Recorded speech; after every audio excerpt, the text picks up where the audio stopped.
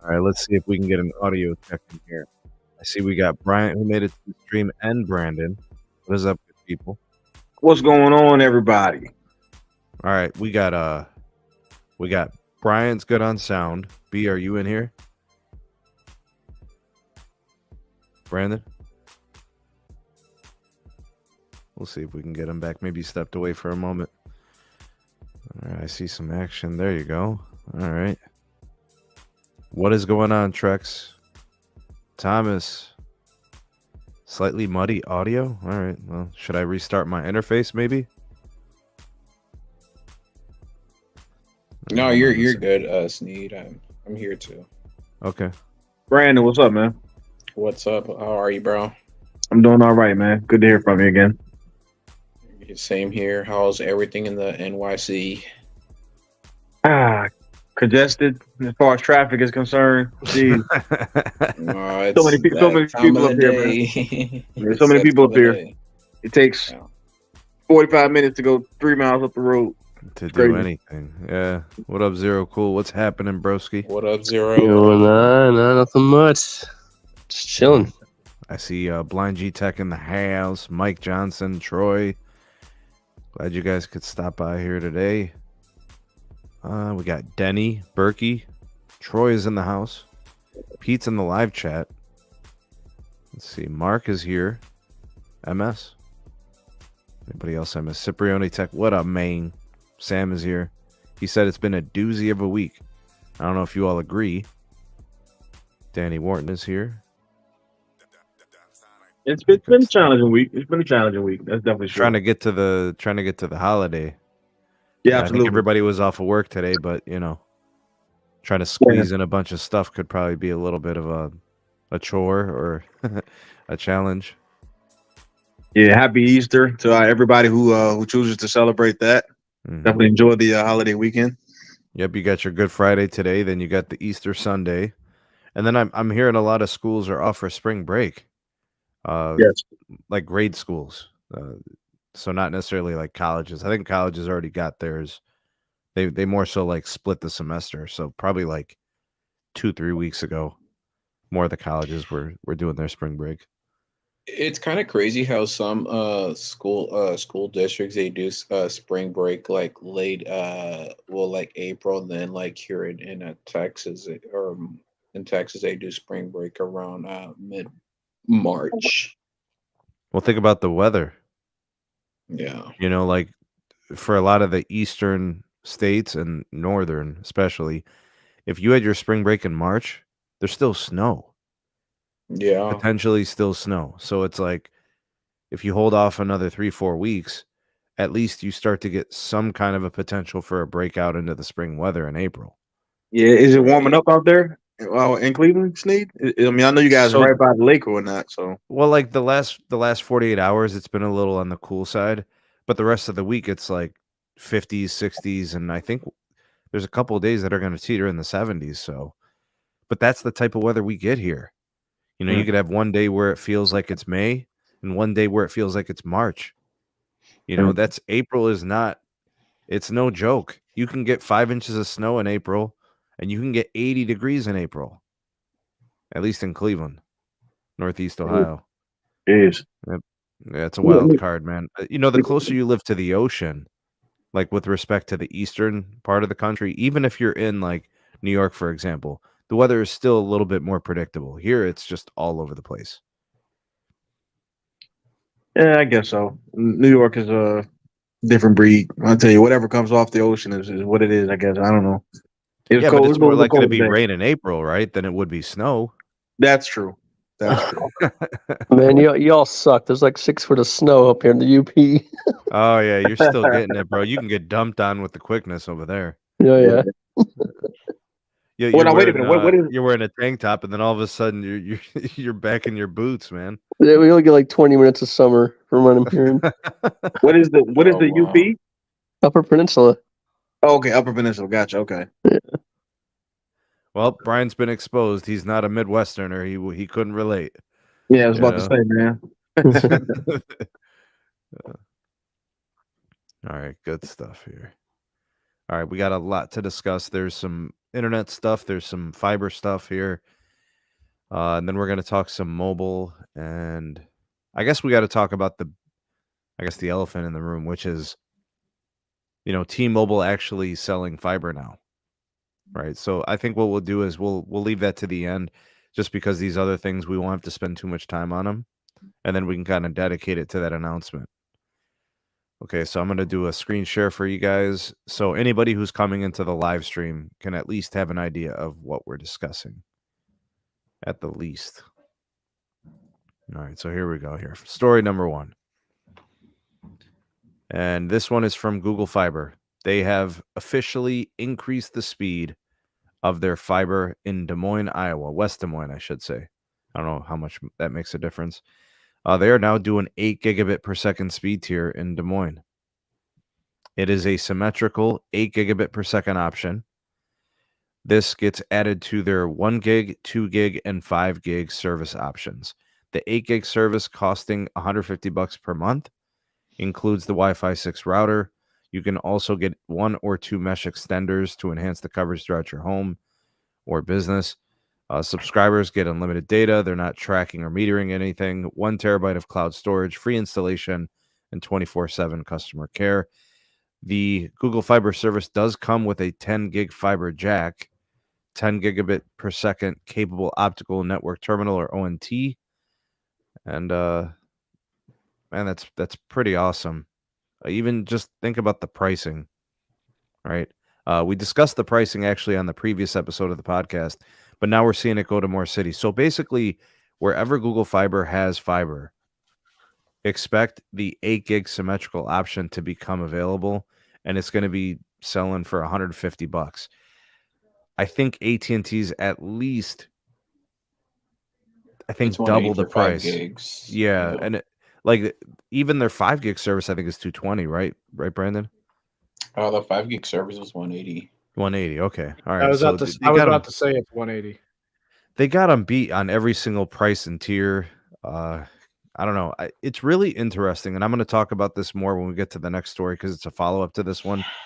There's like a reinvigoration happening with Google Fiber. All of a sudden now they got a hair on their booty, and it's like, yo, let's do this again. Let's breathe life into the fiber service, and they're kicking it up a notch in places where they offer it. I really wish they had it here. I'm sure a lot of people wish they had Google Fiber as an option, both for the pricing and the sake of the speed tiers as well. Let me start off with Bryant. Bryant, I know you kind of follow the industry. You know, you're like us. We're network geeks or whatever. You know, we love the the fiber talk and discussion and the growth in the networking and wireless and all that. What do you think about Google Fiber going with 8 gigabit speed tier to a city or a segment of a city like Des Moines, Iowa? Because I mean, I know that Des Moines, Iowa exists, but it's not some place that I typically think about when I think of fiber. But what do you think about Google lighting up 8 gig symmetrical in West Des Moines, Iowa? Well, it's definitely smart.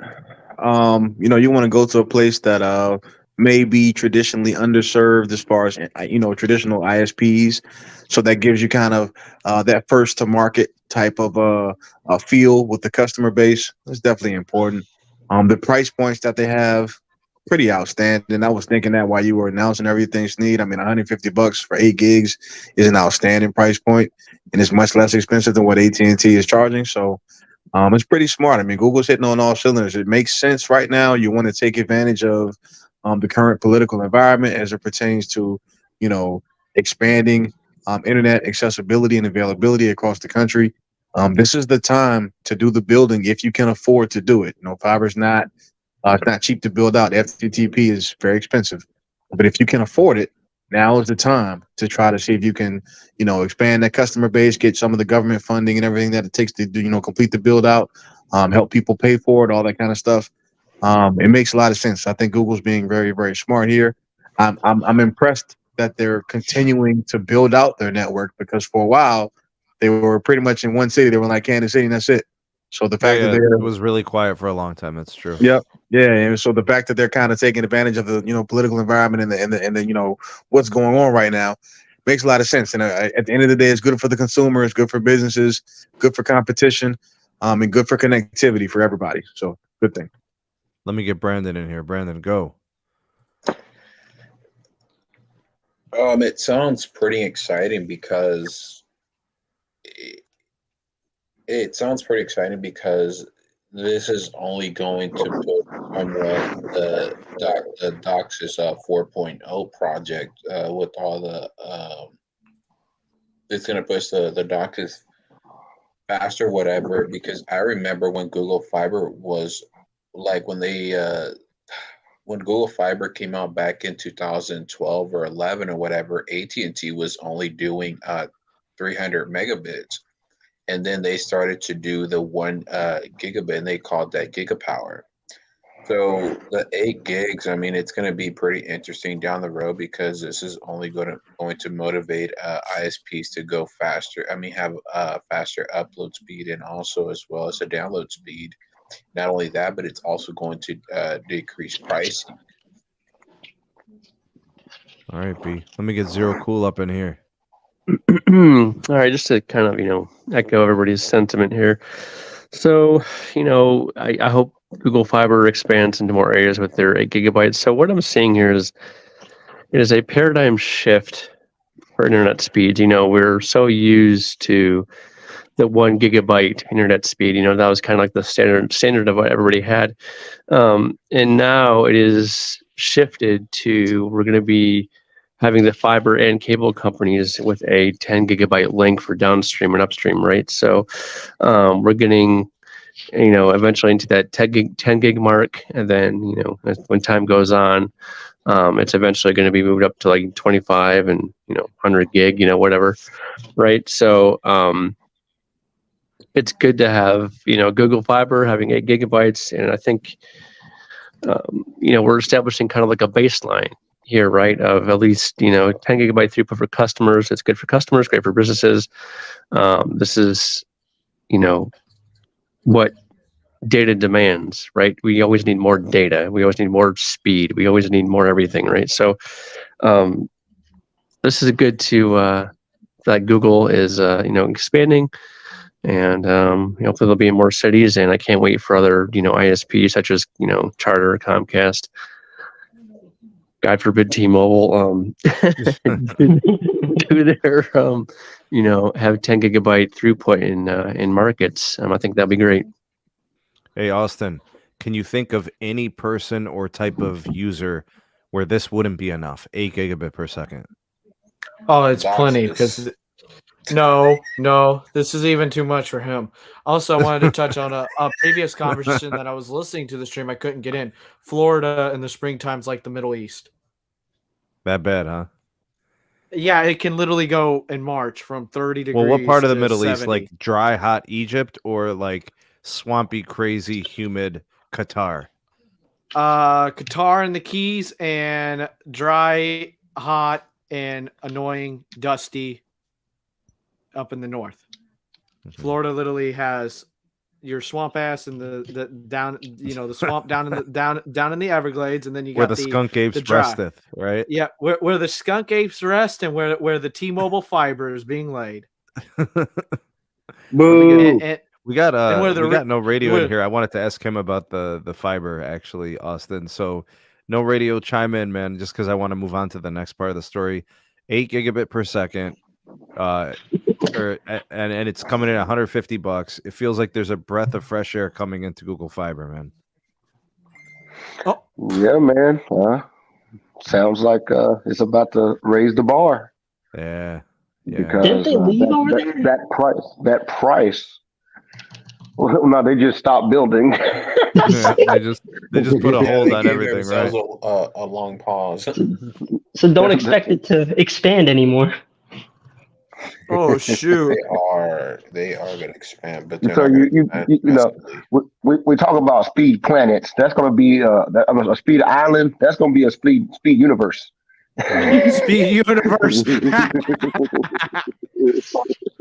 You know what, Hey, I actually agree. I agree. It is going to be a speed line because only certain areas will be able to get that type of speed on Google Fiber, and everybody else won't even be able to get it at all. Yeah, Brent, I agree with that. It'll be the one street policy. So on the left side of the street, you can get it. On the right side of the street, you can't get it. Yeah. But see, I have the one issue with all of it. If these companies keep raising the bar on the speeds, yet they're not expanding who can get decent speeds in the first place. Well, what does it doesn't take matter to raise at that the speed, and then what does it take to add a street? Well, that's what I'm saying is for the general masses, it's only going to help the people who live in those places. Everybody else is still going to be screwed. I don't understand. I don't understand the issue. I mean, that's you have to build it, and then I don't understand the issue. No. Okay. What I'm saying is you can. It's like putting a millimeter wave on a pyramid in the desert. And then that's all I'm saying. If you go into some of these cities, Google Fiber is literally in 2 neighborhoods, but the city has 6,000 neighborhoods. Who cares if 2 neighborhoods can get 8 gigs and everybody else is still stuck? Fact. It's only gonna help a small amount of people. That's all I'm saying. I'm not saying it's a bad thing. I'm just saying it's like the greater good would be nicer. If people still getting 1 meg, yet there's gonna be a street corner that can get 8 gigs. Well, I hear that. Just like I was saying before, fiber to the premise programs separate the companies that have hair on their chest from the companies that don't. It's expensive. It's expensive. It is what it is. And consumers can say what they want. Everybody wants to pay $30 for it. It's expensive to build out. It's expensive. So I mean that's the reason why DOCSIS 4.0 and everybody's trying to come up with a cheap way to make it actually profitable to do all of this build, and it's extremely difficult. The telecommunications industry has been screaming for profitability for a decade plus. So I understand, big numbers and billions of dollars of revenue, but how much are they able to keep versus what they're having to put out in order to get the customer to actually purchase the service? It's just not as profitable as it used to be. So I can understand what you're saying. It makes a lot of sense.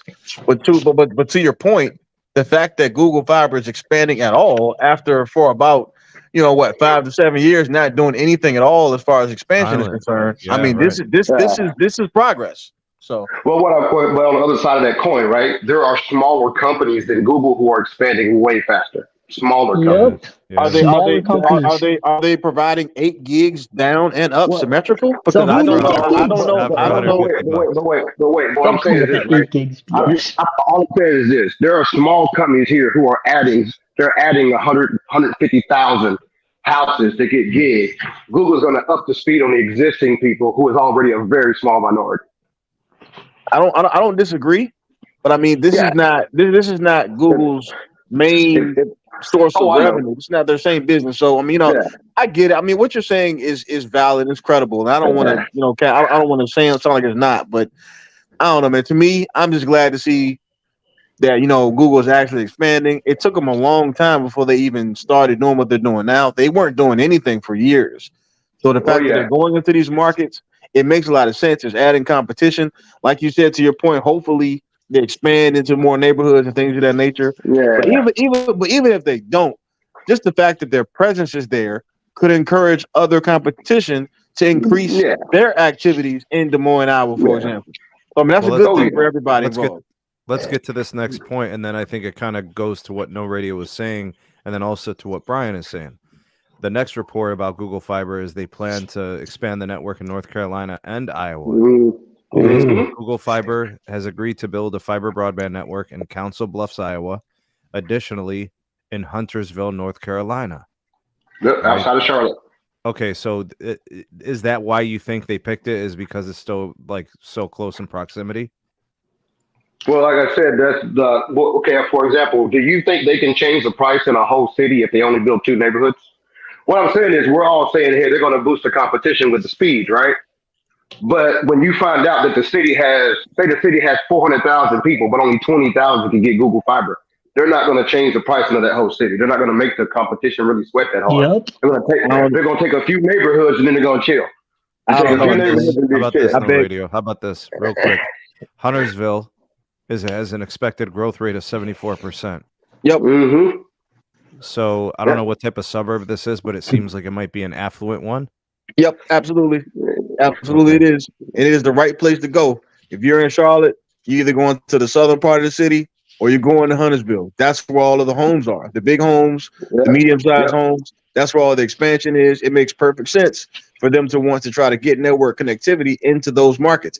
Number one, because those customers can afford it, to their point about being affluent. But number two, because it's easier to build there. Those homes aren't super spaced out.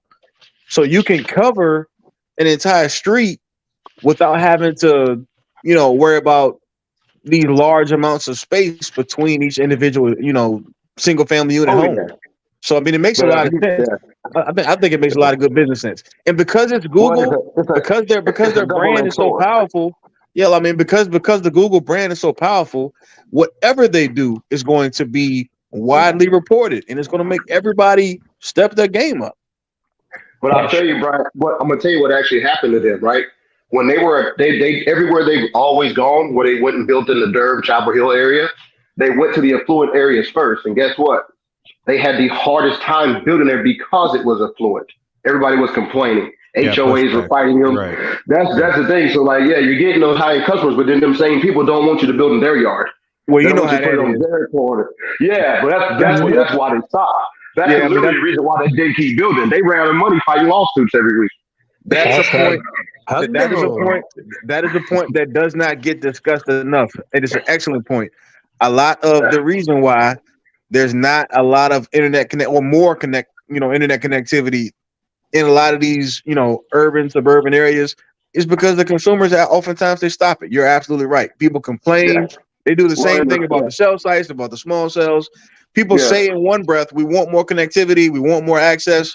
And then in the same breath, they're complaining and protesting and saying we don't want the stuff here. So it is very difficult in this industry. Again, it's very difficult to find the profitability to actually build it out.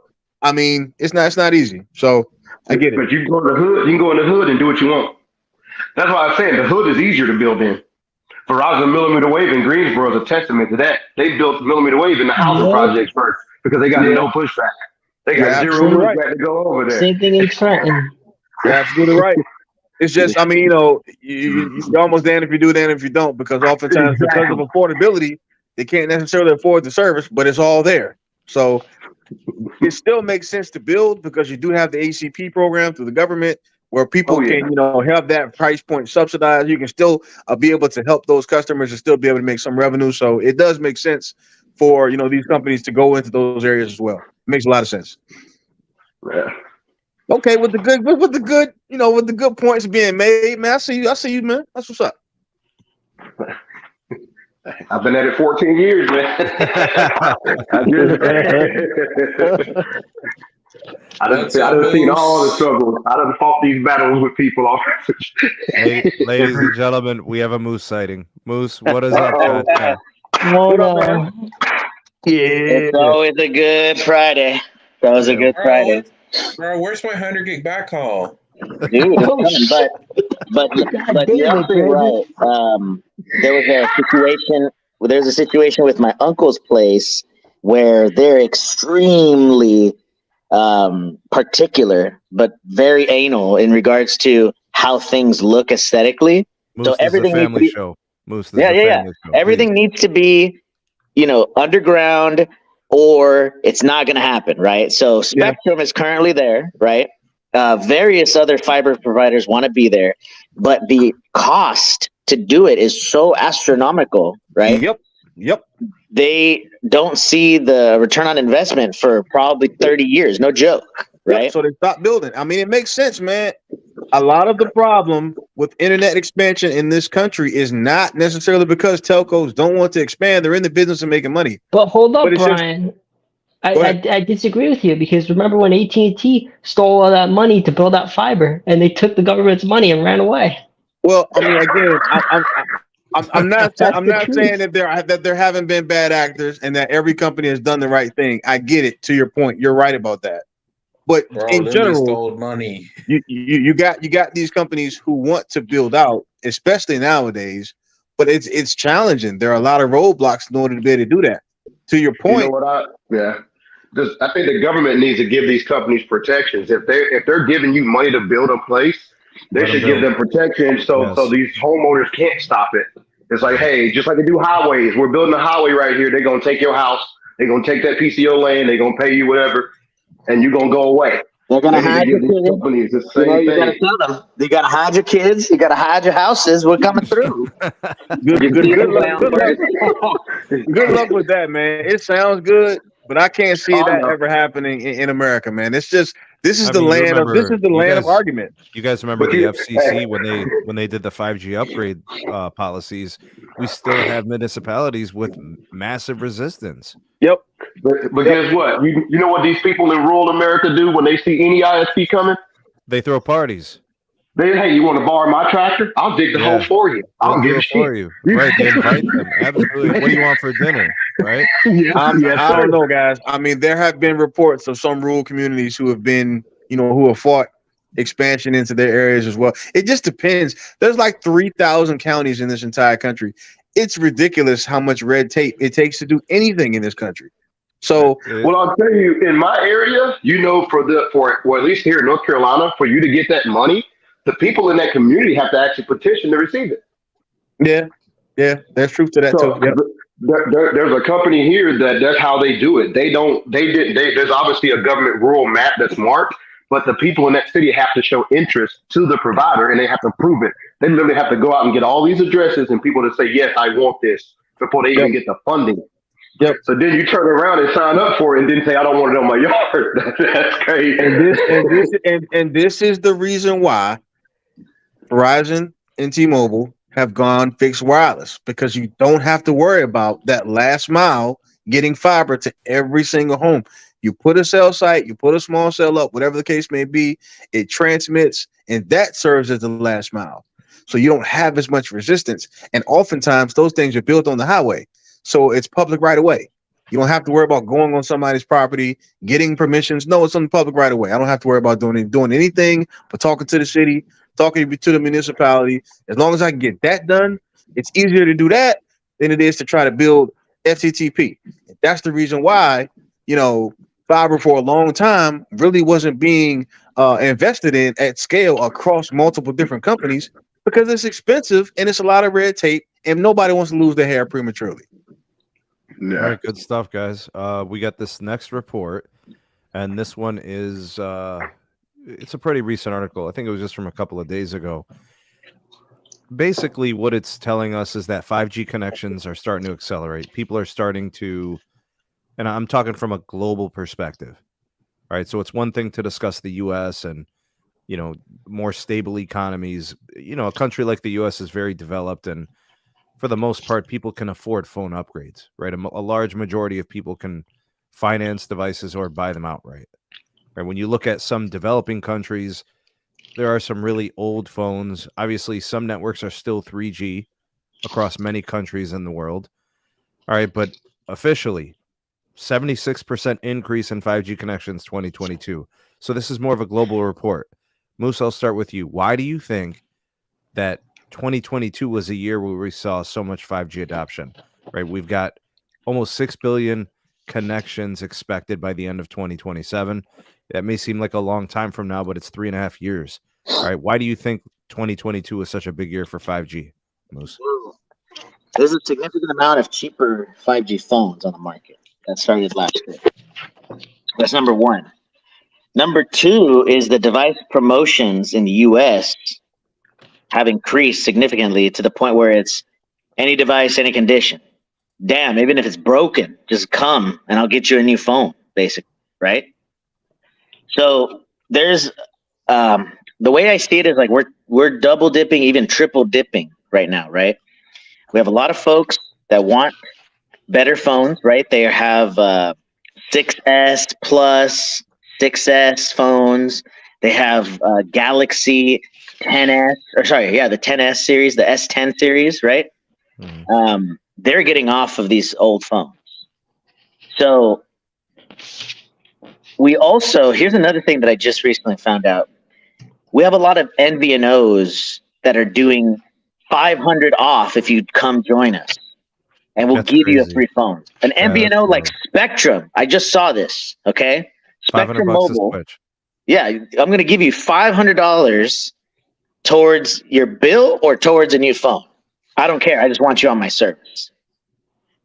So it's a combination of a lot of things, Steve. A lot of different things. All right. Let me get let me just go down the line. Let me go with Ashay. Anything on this, Ashay?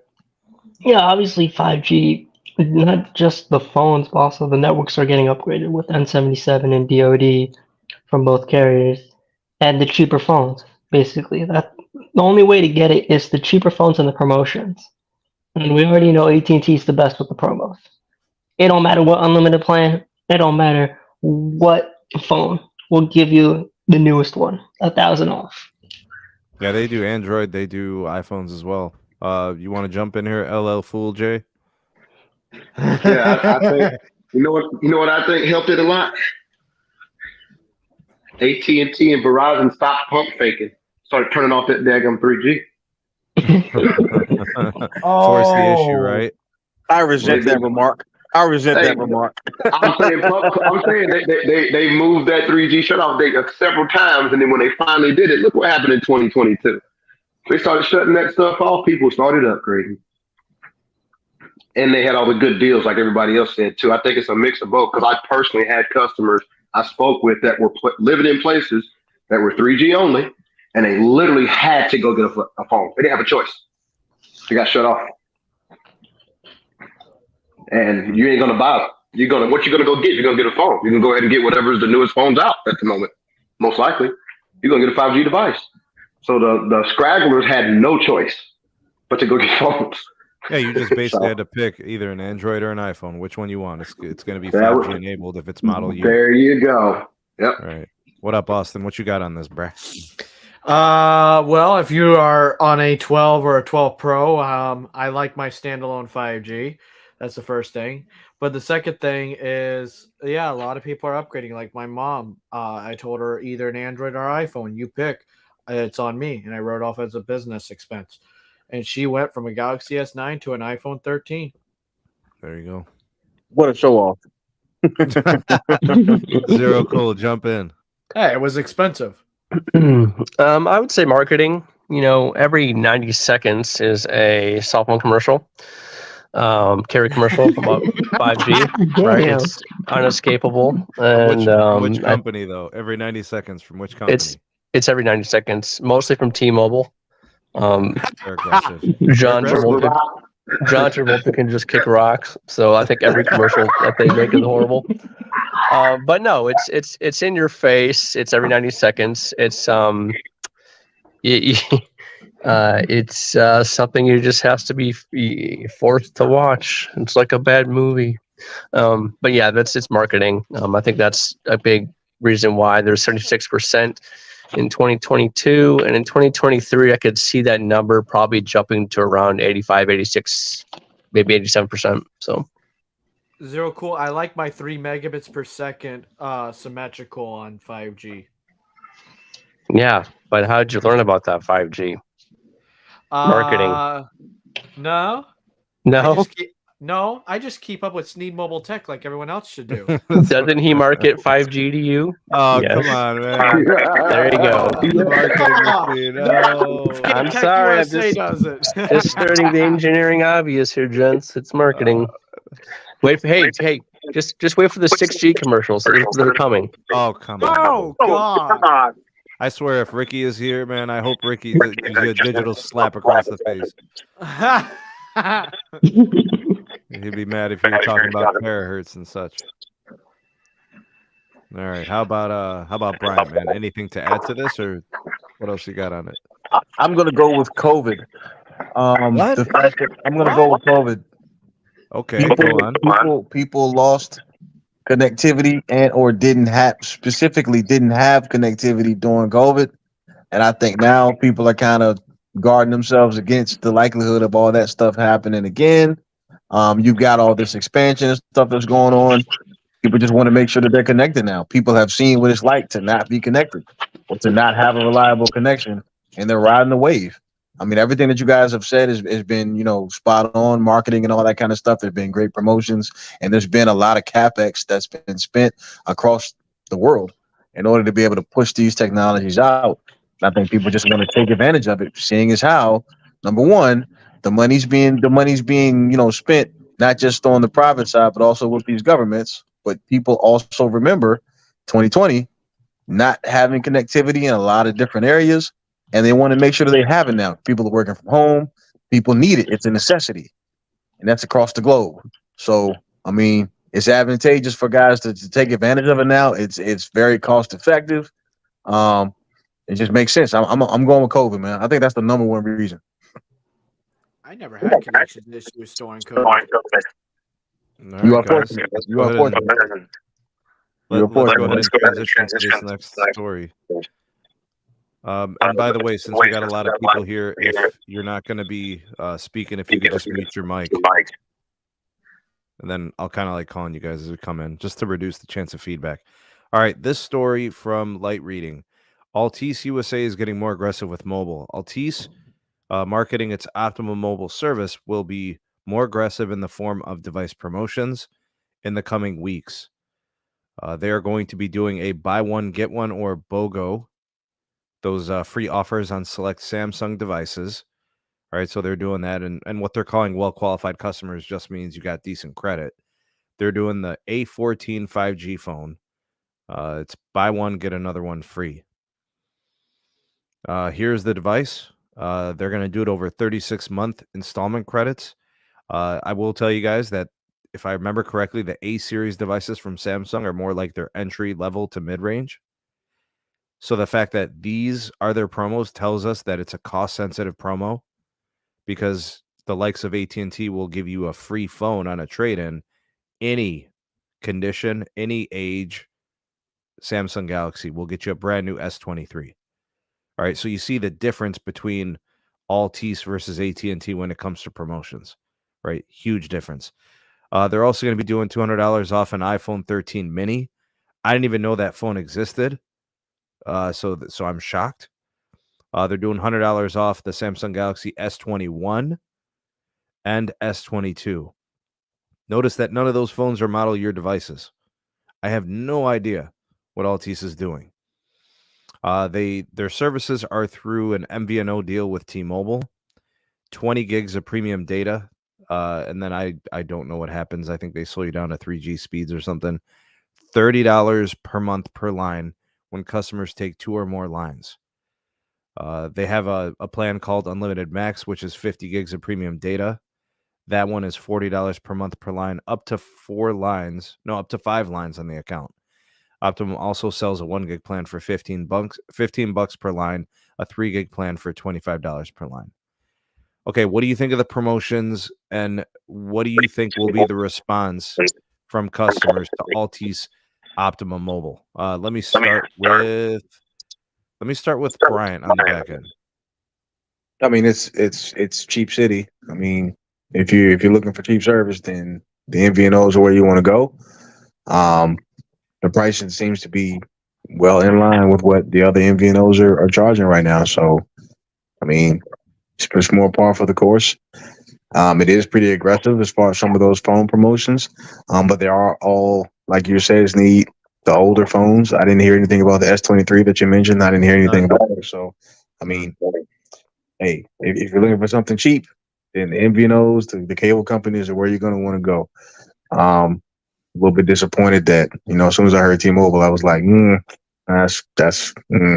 But yeah, hey, just, cheap service. If you're looking for cheap service, the MVNO is where you want to go.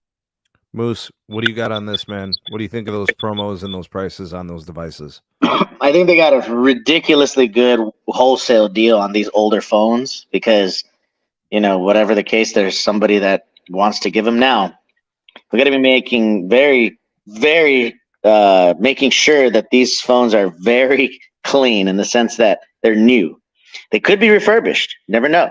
I think they most likely are refurbished. Oh, because I mean, where else are you going to get? And they're probably certified refurbished, but like the S21 is 2 years old. They got them out the back reject closet from Spectrum and Xfinity Mobile. Oh damn! So Cable Junior it is, right? What do you think, Video? What's your process on this? I said it all. That's it. You're not a fan. I just said they got the reject phones that was left over. Austin, what do you think of the specific device promotions and the different models they're offering at those rates? If it's for you, it's for you. It's not for me. If I didn't have the stuff that I have currently, Mint Mobile looks like a better option. Oh, okay. All right, Zero Cool. What do you think? I mean, I didn't think there'd be a worse carrier or MVNO than Metro PCS, but I guess this is it, right? So that's exactly why I said that. Yeah, I mean, good Lord. I don't know. It's fine for whatever, but if they keep this up, I don't know how long it's going to last. I mean, you gotta compete, right? I mean, I don't know what they're aiming. I mean, I know what they're aiming for, right? But I don't know if it's going to last. I mean, this is worse than Metro. This is worse than US Cellular on a bad day. No. I just good luck. All right, so let me chime in because I haven't really given all that much on some of these topics. I just want to say Altice Mobile, Optimum Mobile. First of all, Altice is a trash company. Second of all, the Optimum brand doesn't resonate with consumers. And then the third piece, when just looking at these promotions, these are older phones, which may or may not be that big of a deal.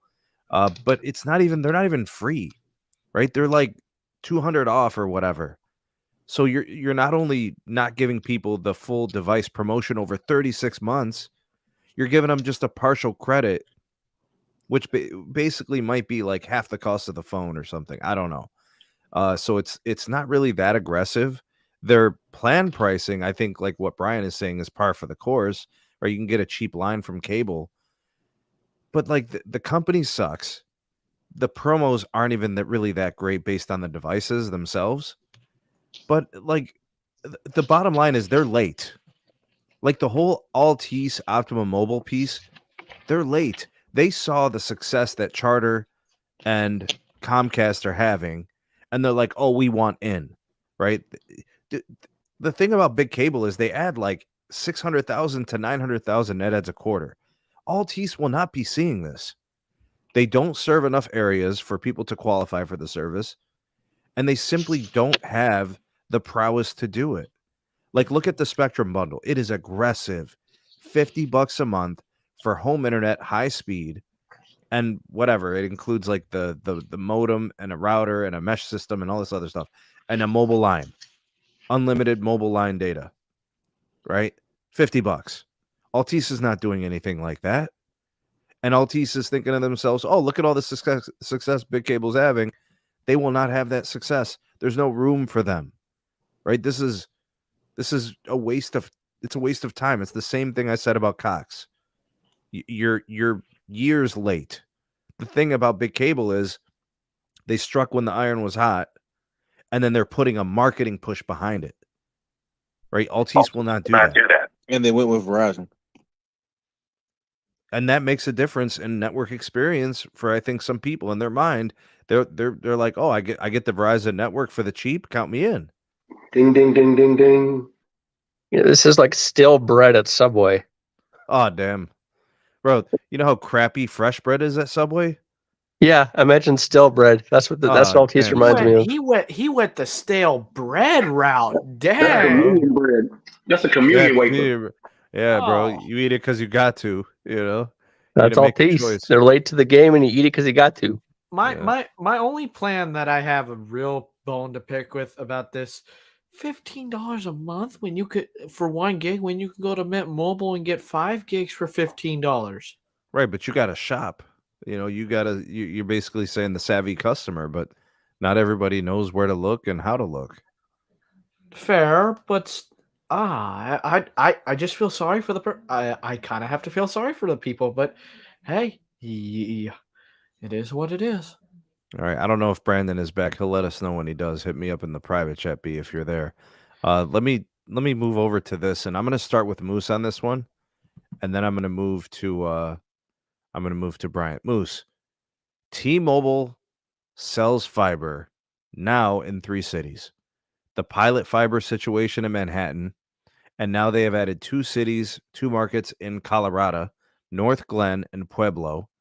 They are selling a 500 megabit speed tier and a 1 gig speed tier. The 500 meg is $55. The gig is like $70. In and of itself, the pricing attractive. You know, it's going to be limited distribution. They've got to deal with Intrepid Fiber. Moose, did you catch news of this week, and what are your thoughts on it? Oh, please. Did I catch news? let me tell you. This confirms the successes that AT&T and Frontier are currently having. That anybody that can do fiber wants to do fiber. Anybody that wants to expand in new markets that are currently underserved. Like, for example, Mesa, Arizona is completely overbuilt by multiple providers. 5-6 different fiber builders. Literally, that is like the perfect combination because you're going to be seeing pricing go nuts over there. Like, imagine in one address, you have 4, 5, 6 fiber providers. So you're going to have competition to the max right there. $40 a month for, a gig, or you'll have multi-gig, 2 gig, 5 gig for $100, $100 for 5 gig. That'd be crazy. Mm-hmm. So anyways, this just confirms exactly what AT&T and Frontier strategy has been saying from the beginning, is that everybody wants to get into fiber. And remember this, right? Unfortunately, T-Mobile is going to be building this out with another company. So there's not like it's their own fiber, okay? Right. It's going to be somebody else's fiber that they're going to be pitching, but it's like white labeling it. You know how they have Amazon Basics? Yep. Right? Mm-hmm. That's a white label of multiple different products from who knows, China, Vietnam, etc. Right? Mm-hmm. That's the same thing that we're doing here with T-Fiber, but it's white labeled from an unknown fiber company. I mean, we know who the fiber company is. It was on the article. Intrepid. Intrepid, exactly. But it's an relatively unknown fiber company. It's probably one of the new, like within the last 5 years, fiber builders that, came out of all that government funding kind of stimulus that was going on, infrastructure bill, and they took advantage. They struck while the iron is hot. And, I don't think it's a situation where these fiber companies are looking to be bought out. I think it's just, hey, we built out this fiber. We don't have a brand. Let's get these other companies selling it for us. So Brian, jump in on this. Your thoughts or opinions, commentary on it? I'm not impressed at all. And it's for the reason that was just given. I mean, T-Mobile doesn't own the fiber. They don't necessarily operate it. They just slap their brand on it and they're selling it just so that they can say they're in the fiber game. It's just marketing. That's all it is. I'm not impressed at all. They're not using it for their cells or anything like that. They're for the macros or the small cells. It's just fiber to the prim. I mean, I'm not impressed. It's just kind of a half-hearted attempt to say you're in the fiber game so that you can say you're in the fiber game. But to me, it's just another telltale sign that they can't afford to play ball. They don't have the money. They can't afford to do what AT&T or Verizon is doing. They can't afford it. And that's unfortunate. But don't you think there must have been some kind of success with the pilot, the pilot fiber build in Manhattan, where they kind of like what they see? You know, maybe it's multi-dwelling units, or maybe it's condos and townhomes or something. But it looks like they must have gotten some positive feedback and some good things from that part. And then they went to these two cities, they made partnerships. And I think personally, there's going to be more of this from them. I don't think it's going to stop. I think it's going to be slow. I think it's going to be small scale, but I think more is coming. You agree or disagree with that sentiment, right? I agree that more will come, but I'm not sure it's because it's selling particularly well or anything. I don't know. Living in New York City, I can say I haven't heard one peep about T-Fiber at all. I know it's in Manhattan, according to the article, and that's great. But I haven't heard a thing about it. I haven't seen any advertisements about it. I haven't seen any of that stuff. So I'm not convinced that it's just selling like hotcakes. I'm really not. To me, this is T-Mobile doing what T-Mobile does from a marketing standpoint. They just want to be able to say they're in the fiber game. They want to appease investors. They want to appease their shareholders who have been asking questions every single quarter during analyst calls about when are you guys going to get into fiber? And this, to me, is a half-hearted attempt by a company who can't really afford to be in the fiber game. They're pretty much, putting the white label. What do you expect them to do? What do you expect T-Mobile to do with fiber? Because they have to start somewhere. If it was me, as opposed to going FTTP like they're doing now, I would have used it for my cells, for my small cells, for my macros. But they have to build it. You have to build it from somewhere. Oh, absolutely. But if you're going to build it, if you're going to spend any money, get those same companies to build to your small cells, build to your macros. That's so going to save you money. That's going to give you. I do have something on this though. What's odd about? Have you guys actually looked up these companies and tried to see if you could subscribe to their service, like Intrepid?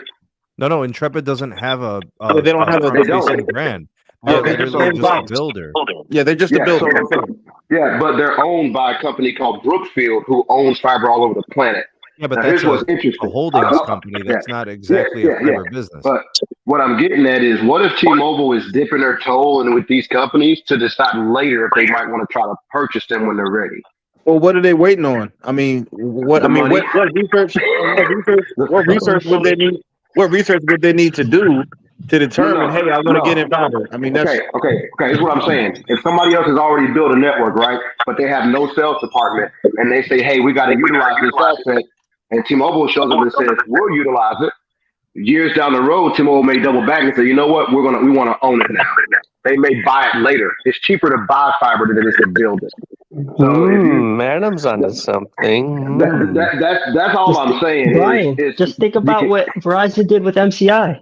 They just bought it. MCI. They bought MCI. They were not building out fiber. They bought MCI, then they started with one fiber. Yeah. That doesn't make. I'm not understanding how that's the same thing. MCI. Okay, I'll tell you why. Because they did exactly what you're talking about. Verizon rode on MCI's backhaul in the early days. MCI was backhauling for everybody nationwide, damn near. They were doing all the long distance. Only out of footprint. So I hear you. Out of footprint, but they owned and operated a network. Like MCI had a network. They weren't just fiber builders. Yeah, but they weren't. But they weren't public facing. They were only doing enterprise level stuff. Verizon. All I'm saying is Verizon dipped their toe in that water and then turned around and bought it. Is what I'm saying. I ain't saying they did residential. I'm saying they were using it as backhaul, and they were like, you know what? We might need to just own this now. That's all I'm saying. It's kind of what I'm saying is history repeats itself. History repeats itself over and over again. And if history told us anything, these companies always start mingling before they turn around and just buy. So just a thought. I don't disagree, but I mean, and I think your point is valid. I just don't think it necessarily negates mine. You may not be intending to negate, and that's cool. No, I'm not trying to negate. I was just saying, think about if that's what it is. Why would T-Mobile go next to Intrepid and build a brand new network when Intrepid's got a whole underutilized network sitting there in the ground? Well, I mean, that's my whole point, though. Why not just buy them? And the reason for that is probably because they can't afford to do it right now. So maybe that's why the partnership is in place. But it's still, but it's still T-Mobile TV. Look at T-Vision. But it still doesn't make sense though. Because if you start with FTTP, which is the more difficult build than it is to do your actual infrastructure that you already have with your cells, it doesn't make sense to start there. That's the more expensive thing to do. But remember, Brian, Verizon was first, they started with Fios, and then they got with the cell phone doing their one fiber backhaul. But that's they first started with residential. We already had it. Like I don't know. I don't know, man. I don't know. I don't know. I don't know. I get it. You want me to help you make some sense, Brian? I got you, man. All right. Okay, guys. Eventually, this year, we're going to start seeing a consolidation of all of these smaller fiber companies. Mm-hmm. I have a very strong feeling that we are going to be seeing a lot of folks buy up these smaller companies where it makes sense economically, okay? Because the economy is killing people right now, man. It's literally about time in terms of, well, let me tell you this. Whoever buys Frontier is going to have the best fiber network besides AT&T, okay? Because Frontier has some of the best. Conclusion: Frontier is going to be an acquisition target. Frontier will be an acquisition target at some point, and the reason why I feel this way is because the only reason why they're not currently an acquisition target is because they're too expensive. They're trading at a huge premium because they have a shitload of debt. Like, we're talking massive for what they're worth, you know? They're not worth that much, but they have a massive amount of debt. And but their fiber strategy is killing it. So I'm telling you, Frontier will be purchased. By who? Well, their fiber strategy is killing it in terms of the build, but in terms of revenues, I mean, it's not matching if they have debt problems. I mean, they should be shaving debt. They should be paying down debt. Well, remember, it costs a lot of money to build this network, man. Sneed, remember what I told you about that company in South Carolina? Remember I told you about the company in South Carolina? They built all that fiber and they ran out of money, and now they're about to get bought. Same thing. I'm sure it's going to be a big cable company. Yeah, it's got to be somebody. It's got to be somebody who can afford it. I'm not sure that company would be. Comporium is about to get swallowed. Comporium is about to be swallowed. Just let you know. No, spicy hot take. All right, guys. Look. Here we go. Here's the real answer. 2 years ago, when I discovered the tmobilefiber.com website, I'm like thinking, oh, holy crap, what is this? Now look what it is now. They're actually launched. They're launching markets. That's number one. Number two, Deutsche Telekom raised their stake in T-Mobile. They now own T-Mobile. Above 50%. I don't know what the percentage is now. This is all culminating. This is all smoke and mirrors, okay? T-Mobile doesn't give a rip about these companies, these fiber companies. They don't give a rip. I'm telling you this right now. Because it's all the dominoes are falling into place, all right? The real reason why Deutsche Telekom owns them now is to prepare for a beautiful cable merger with Comcast or Charter. One of the two. Oh my God! I hope Dennis Get your beanie hat on. I hope you're listening because the dominoes are finally falling into place. Is he gonna have to eat that beanie? Zero Cool. And Think about it. T-Mobile, Zero Cool. Follow the money, guys. That's all I'm saying. Okay, follow the money. I do agree. There's gonna be a convergence. You're gonna see companies get bought out. I'm not sure that T-Mobile is gonna be able to play ball. They just don't have the money. So as far as like what the original discussion was about, as far as T-Fiber is concerned, I still think this is a marketing thing for them to say, okay, that's why they're going to merge. They don't have enough money to build out the fiber. That's why they're going to merge with Comcast or Charter, or whatever the heck they feel like it. So are you saying Comcast is going to buy them? Or are you saying they're going to buy Comcast? Because they can't afford to buy Comcast. But how is that going to get regulated? Hold up. How is that going to get regulated by the government? They're not going to allow that. Two big companies to merge. Why do you think Deutsche? Guys, think about it. Why do you think Deutsche Telekom all throughout T-Mobile's career has like pretty much owned them through mergers after merger after merger? This is why they just own more of them now again. They owned it before the Sprint merger. Now they own them more again. It's history. But does that mean able to afford to, for example, purchase like Comcast? So I heard a little birdie. Someone has told me, and they can reveal themselves if they want to. But I heard 2025 Comcast is going to buy T-Mobile.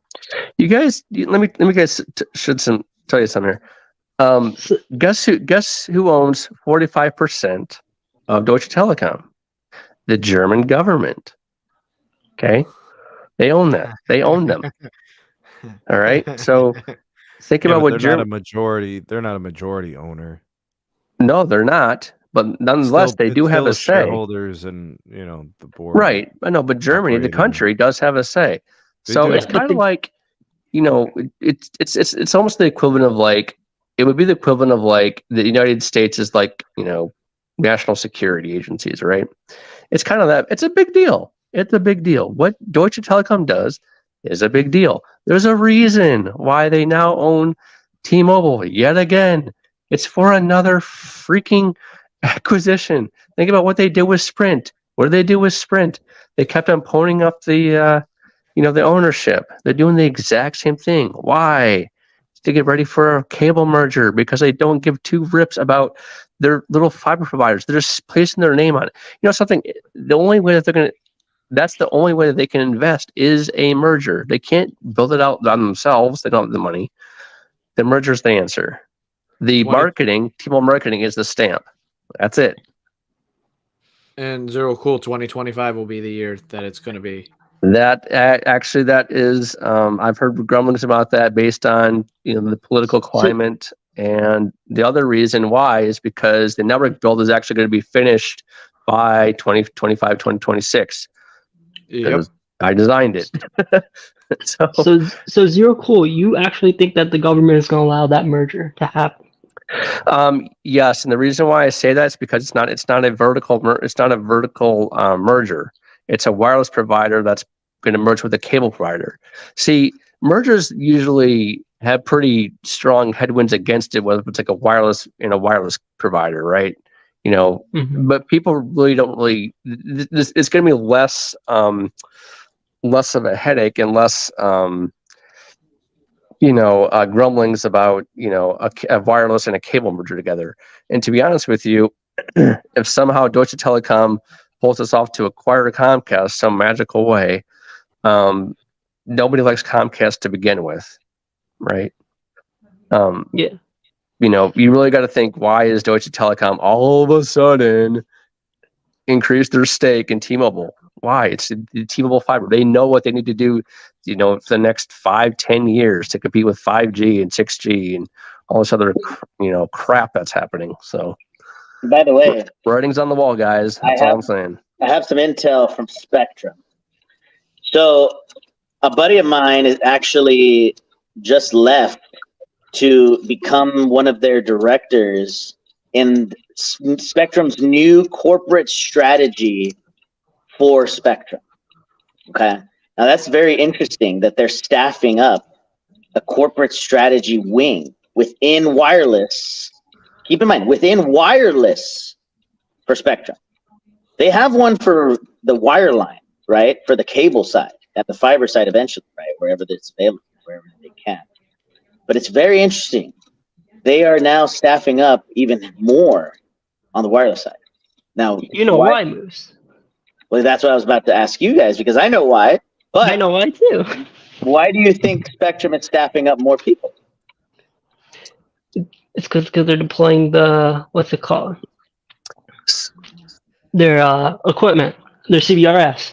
So I do know why for that. I mean, we can talk offline, but it's good. We're gonna have a big CBRS push. That's all I can say. So, don't forget about the DOCSIS upgrades. You gotta yeah, modernize your that too. I just hope we don't. I like I don't want Spectrum to be acquired. They're fine. Just have Comcast be belligered, right? So just have one of the companies die. Yeah, just talk us not. Yeah, we don't want that doing, Caleb.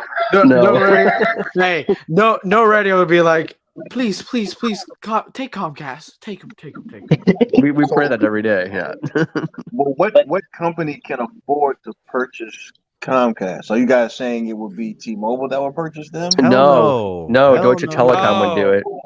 So here's the thing: Deutsche Telekom would buy. Hold on, Zero Cool. Deutsche Telekom has some serious debt. Yeah, and they're downsizing their yeah, they do. And they don't have the free cash. See, they spent a lot. They spent a large amount of money trying to get enough share ownership in T-Mobile from like SoftBank because they just want to be the parent company that's a majority shareholder. That secures their future because, in all honesty, the winning in Europe is hard to come by. Yeah, they're not growing over there. They'll figure out some way to do it. Well, I don't know, man. I don't know. They have debt, and I know investors are really concerned about that. And the one thing that you could say is increasing their ownership at T-Mobile US is the most important thing for them because T-Mobile US, if it pays out, if things work out for them, it is absolutely a cash cow. At the very least, their market cap has increased since the merger. Their revenues have increased. So there's at least those things to say that this company has potential. No, of course, yeah, absolutely. But I mean, the big question is here, right? Is the fiber game? How are you going to compete with AT&T going, wazoo? Yeah, you can't do it. You can't do it without fiber. You literally exactly. So your what's future is literally handicapped with fiber. Exactly. That's exactly what's happening, right? So what's the answer? The answer is a merger with Frontier, merger with a cable company at this point. Somebody who has fiber in the ground. Somebody has fiber in the ground. And you're already paying them for backhaul today.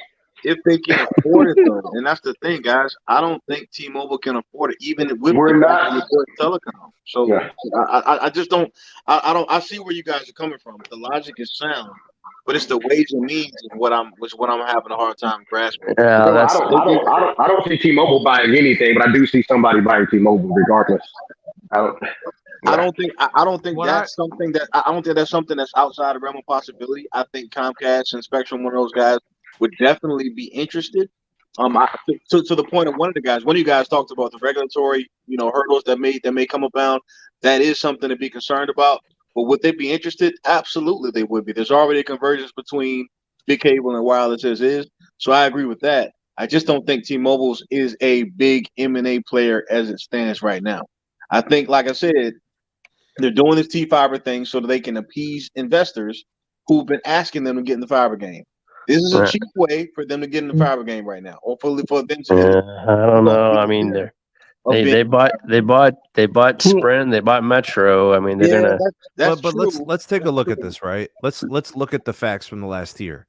They completely liquidated all their fiber backbone from Sprint. Yep. They literally sold it for pennies. Sold it for $1.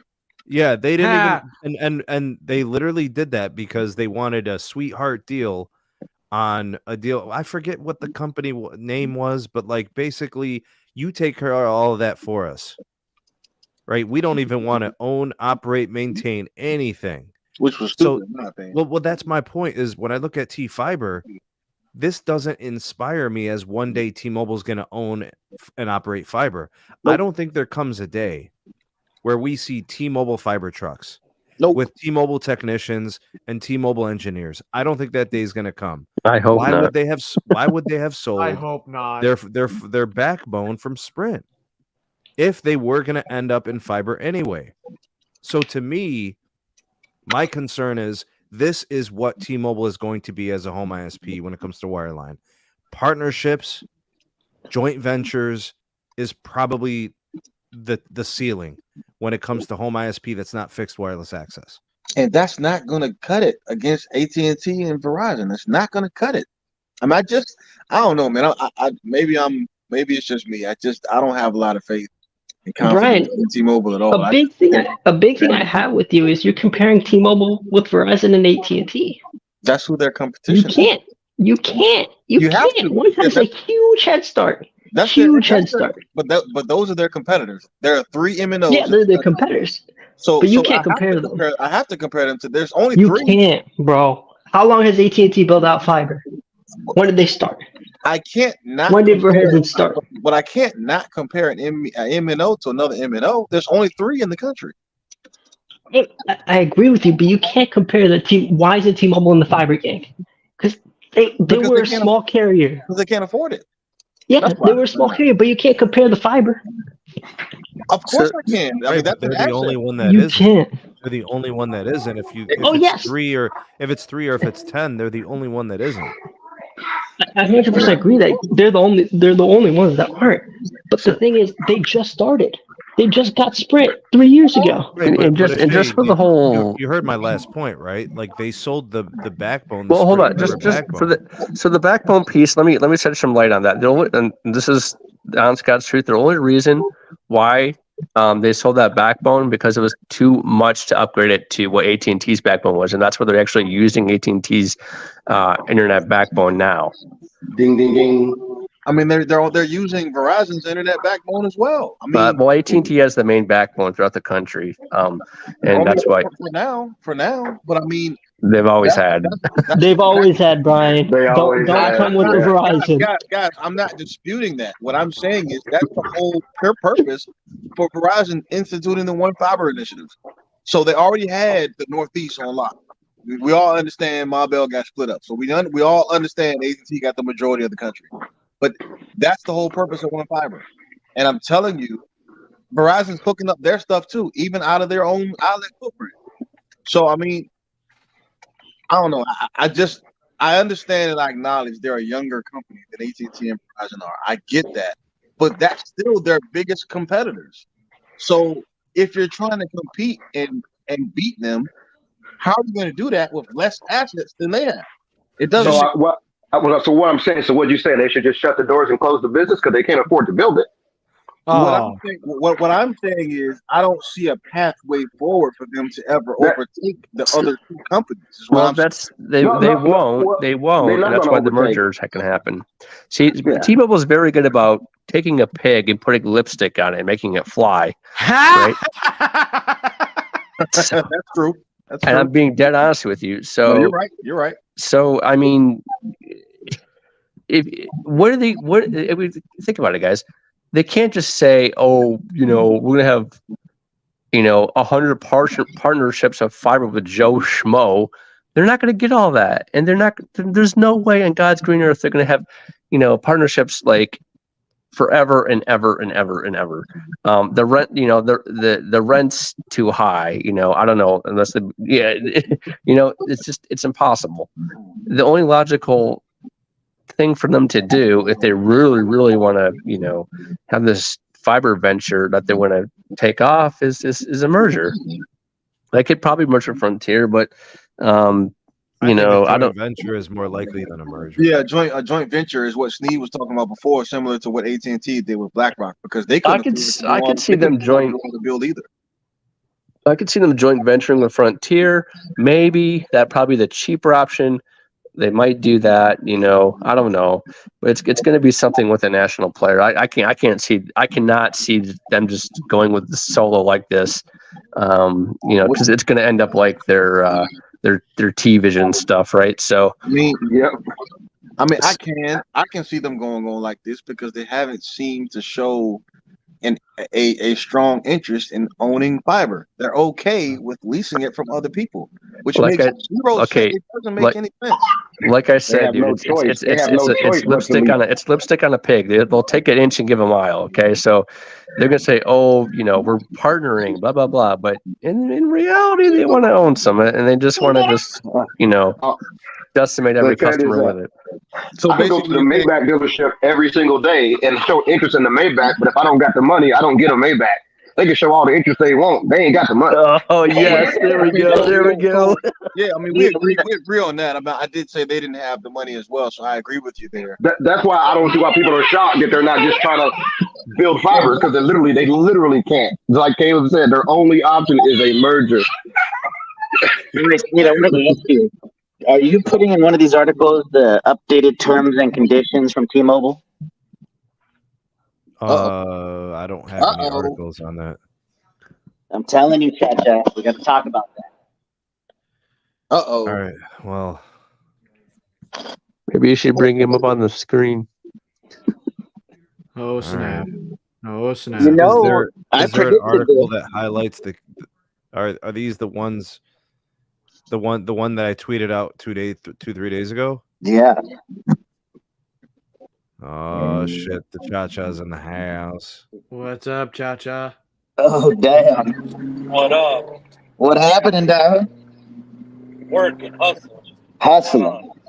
Hey, what do you think about the updated terms and conditions from T-Mobile? Come on, bro. Your daddy's the prophecy here about this. Exactly. Bro, talk to me. Yo, Lotus, is that you? Yeah, that's me, bro. Come on, bro. Hey, Lotus, what up, man? I heard a little birdie's gonna get. I heard from a little birdie that Xfinity's gonna get a little hungry by 2025.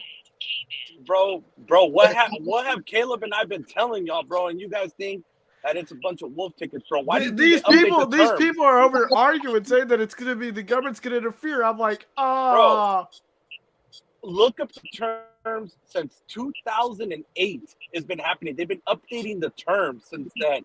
Kazi has even found it. Like, come on, man. You guys got to be more specific. Updating the terms to say what, Los? What's going on? Talk to me. Like every time they update the terms, bro. When they did the merger, they updated the terms. When they ended up, how do you call it? Doing the fiber thing, they're updating the terms. Everything's being updated, bro. They update as they go. So what does this mean? So what does that indicate? They got an update to the class action waiver. That's new. Sounds like a cable company. Yeah, you can't. Sounds like a cable company that I know. You can't file a class action lawsuit against them. Sorry, that's new. Interesting.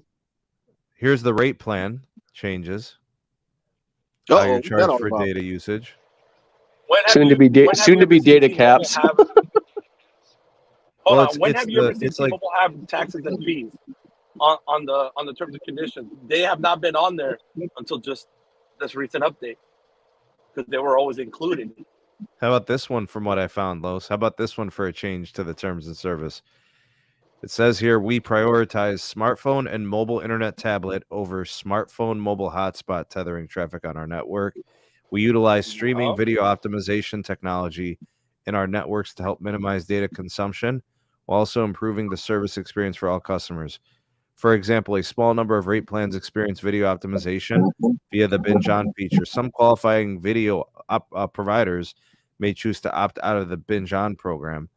It says here that the technology not applied to the video service of these providers and high-speed data consumption will continue as if binge on were not enabled. It goes on to, I think, explain how like the priority works on some of the other network, whatever the plans are. And then one of the terms I was looking for it now, but I can't find it. I'm going to look for it again. They basically say any plan can be network managed depending on the traffic on the tower. So having Magenta MAX won't even save you from it if there's congestion. It's not like you really get a priority. Nope. But at the end, Sneed, on the if you read the part where about the taxes, fees, and surcharges, it says on there that even the plans that were price locked are not guaranteed, are not Well, accepted what they said, Carlos, was your rate plan can be price locked, but tax and fees are not price locked. Exactly. So welcome to what I've been saying for the past 3 years, ladies and gentlemen. I'm telling you, the predictions that Cha-Cha has been saying, that Caleb, that Zero Cool has been saying, that everybody has been saying the same BS every single time has finally been in plain English that taxes and fees are not permanent. I guess the horse now needs to drink the water.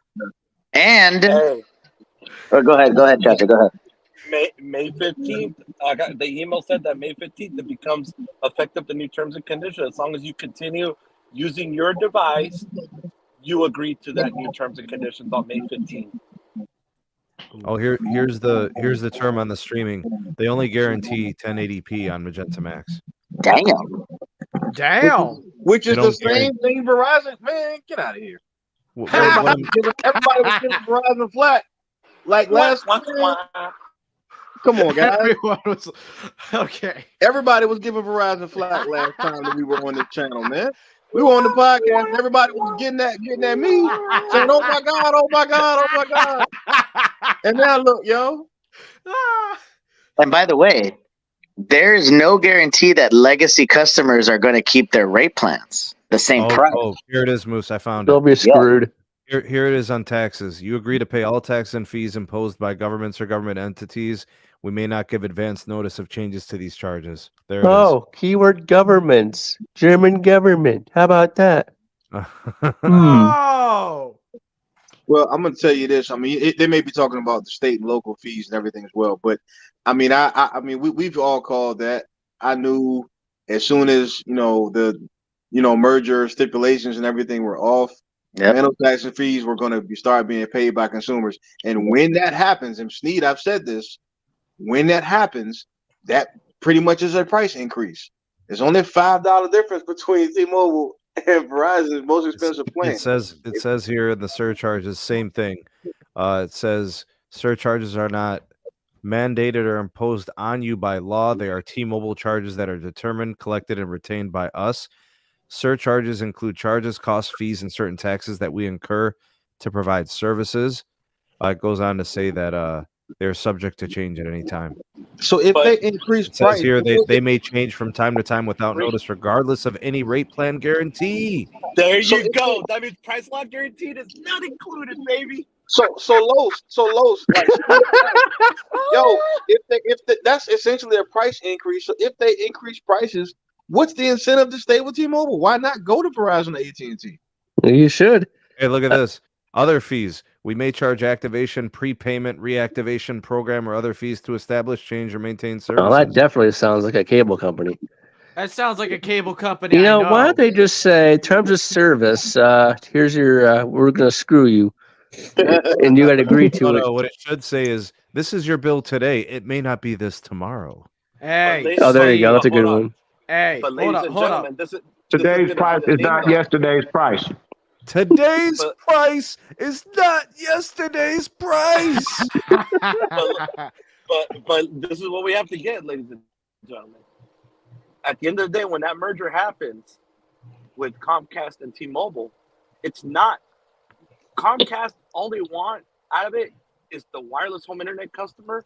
That's very important to become very player dominant in areas where they don't have, network. And number two, they want it for the name. Comcast will be a name of the past. It will be T-Mobile. No, Carlos, I'm gonna be straight up with you, dude. Comcast loves its name. Not as much as T-Mobile. They're vain as hell, man. No. T-Mobile. And I disagree with Deutsche Telekom buying out Comcast. That will never happen. The government will stop that. No, Carlos, that how about too, this one, Carlos? T-Cast 2025. T-Cast. T-Mobile change. Teamcast. I like that. I actually like that bling, no radio. I like that. Teamcast. Hold on, Austin. Hold on. Lipstick. I don't agree with Miss Piggy. Hold on. Can T-Mobile change or terminate my services or this agreement? The answer is yes, except as described below for rate plans with the price lock guarantee including the uncarrier promise, we may change, limit, suspend, or terminate your service or this agreement at any time. Oh, bada bing, bada boom. Sounds like a Comcast. If you are on a price lock guarantee rate plan, we will not increase your monthly Moose, recurring service charge for the period that applies to your rate plan, but that doesn't guarantee any of the other stuff. The price lock guarantee is for your recurring service charge, not add-ons, taxes, surcharges, fees, or other charges for extra features or devices. Dennis is going to be my maid for 2 weeks. I can't wait. Well, and there's another thing too. That it's, you know what it said right there? You go ahead, Chacha. Go ahead. Moose, we need your clap, bro, on this. Come on, bro. Come on. Yeah. No, Guys, but a quick question is, which plan do you think specifically this is targeting? All the legacy. So the simple choice, the T-Mobile ones? Yes. The Sprint stuff? That anything that is not price locked, Chacha. Right. Anything that is not price locked. Yeah, but the price lock is not guaranteed on taxes and fees anymore. Yeah, that's established. There's two buckets. There's two buckets of this situation. There's the price lock plans where the monthly is not going to change. However, I'm going to increase from 0 taxes and fees to taxes and fees, right? Mm-hmm. Some places it's like $15. What's going to happen in Chicago and New York to those people on their bills? That's what I'm saying. Now, there's a separate set of bucket of people, which is the legacy customers that are not on Magenta.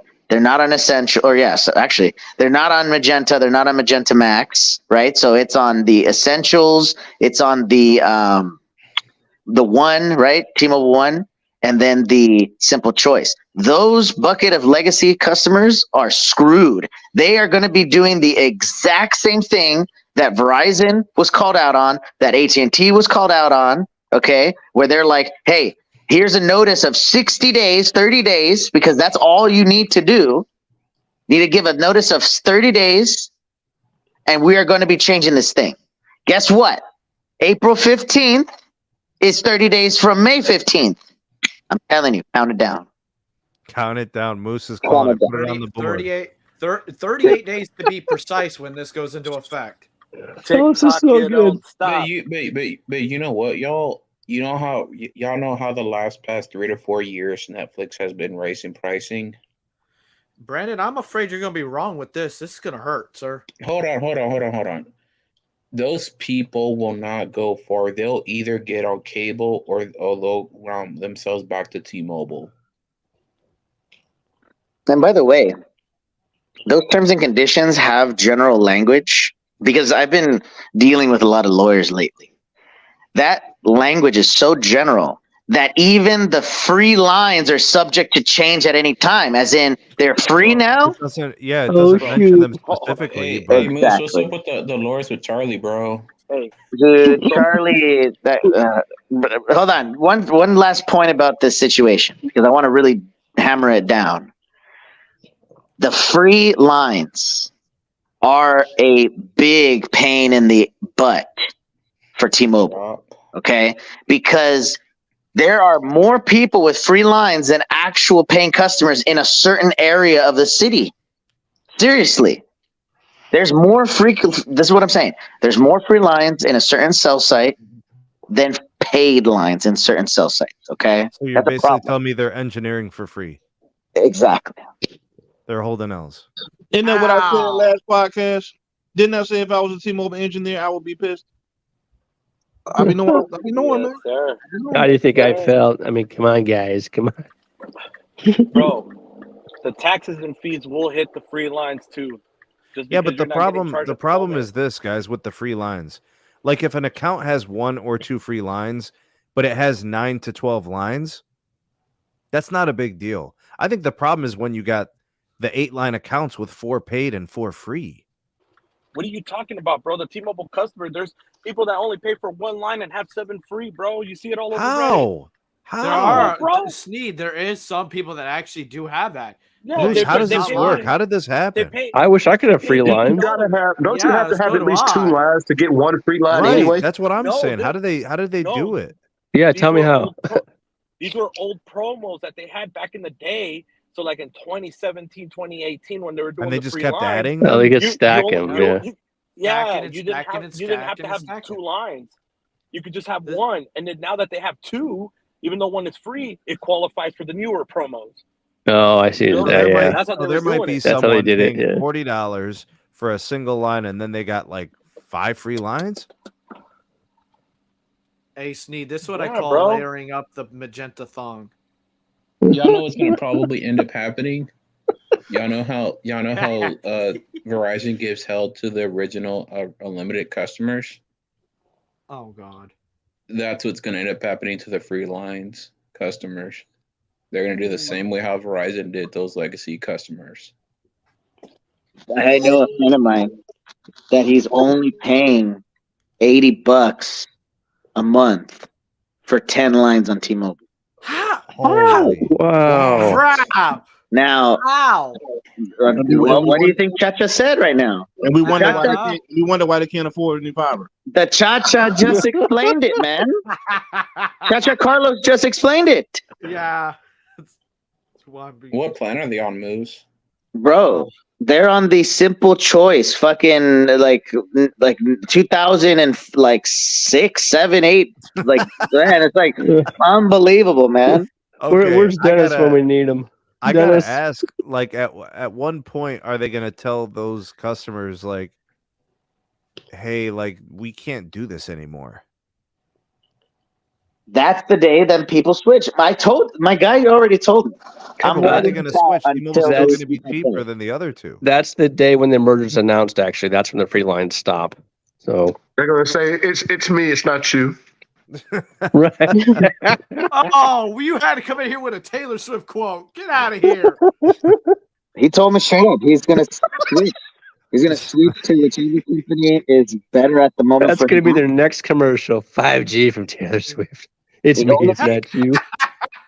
The only reason why T-Mobile is not profitable right now, they're literally at a growth mode, right? Growth at any cost, is because what Zero Cool's saying. They're trying to get acquired. I know who's gonna acquire them. I mean, honestly, I hope they do get acquired. I just don't. Based on what I know. But Zero Cool, there's people that are very happy with the way that T-Mobile currently is structured. Like, yes, exactly. They're saying that the network is good enough, and they're saying that they love their pricing, and they love the free lines, and they love the value, and they don't want it to change. Yeah, of course. No, that's great, but it's not gonna last. It's not gonna last. I mean, I don't know what to tell you, but it's just T-Mobile. T-Mobile is Deutsche Telekom, and they are a national security interest to Germany. That's why they own that's why Germany owns 45% of them. Okay, so technically speaking, T-Mobile cannot, they cannot be acquired. They won't be acquired by anybody because Germany would be up in arms, and then all hell would break loose. It's gonna be I predict it's gonna be the most craziest. We thought Sprint and T-Mobile was bad, right?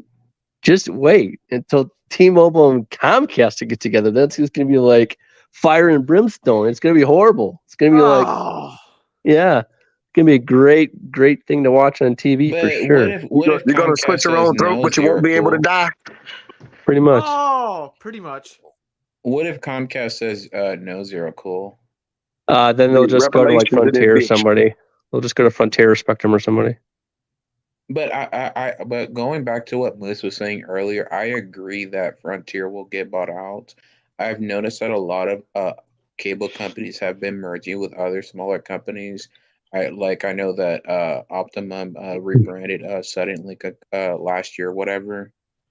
And there is a small ISP that's called RCN, and then they rebranded and they bought out other cable companies, and they rebranded to, I forgot what it's called, starts with an A. So I agree that there's going to be a lot of fiber buyouts, and then they're just going to merge it into one brand. I think Frontier, my honesty is, I think Frontier, their fiber footprint is too small. Yeah. It's going to be Mergeageddon. That's right. Hey, no radio. If Comcast says no, they're coming after your spectrum. They already tried that. It didn't work out, and for other reasons.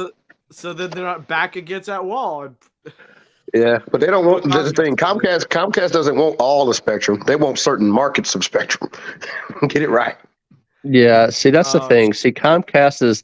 See, what most people don't know is Comcast is really trying to capitalize on their Xfinity Mobile. They know they're not doing a great job.